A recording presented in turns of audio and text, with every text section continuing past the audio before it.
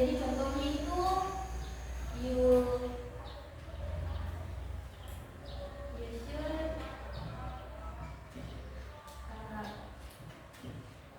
sleep early.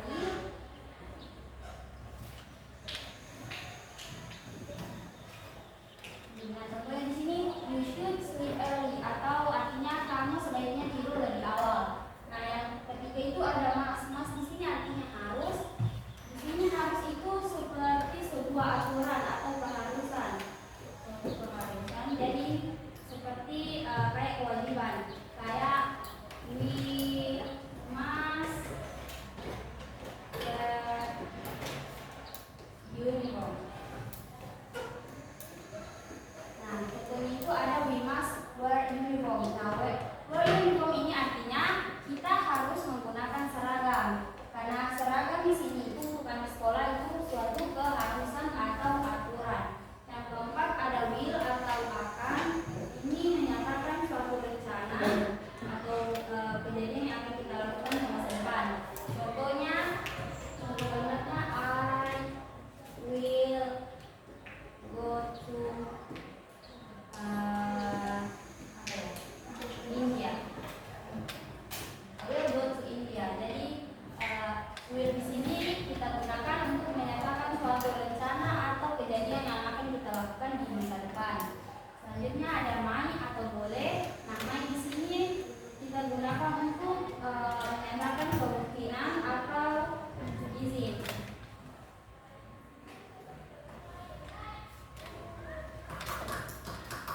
Nah, may di sini kita menyatakan kemungkinan atau izin. Contohnya itu may I borrow your pen. Nah, di sini ya.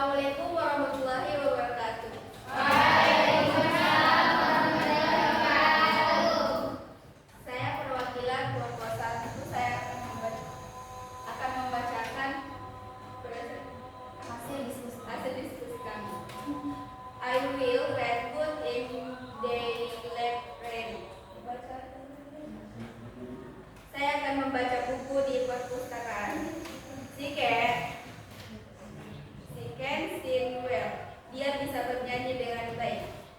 You must go to school. Kamu harus pergi ke sekolah. With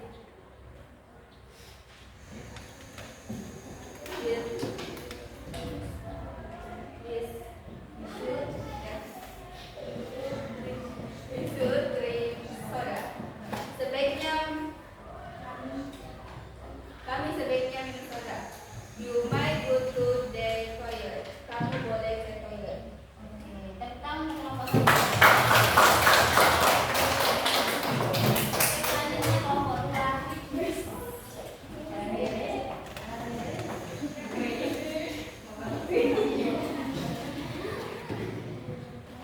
Hello, good morning.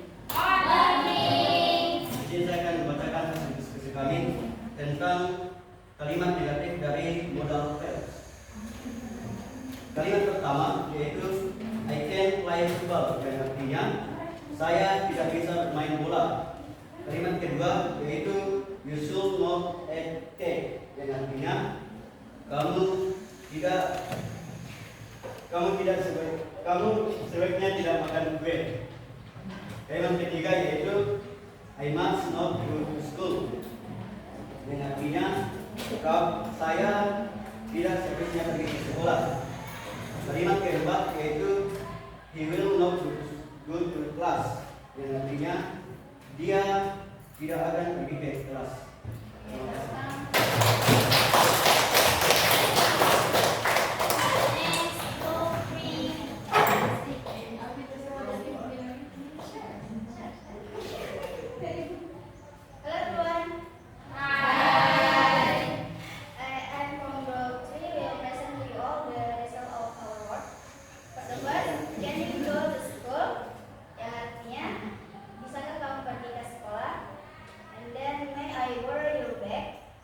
Bolehkah saya meminjam tasmu? Will they go to the party tonight? Akankah mereka pergi ke pesta malam ini? Should we eat together? And then for the last, must I clean the house? Yang artinya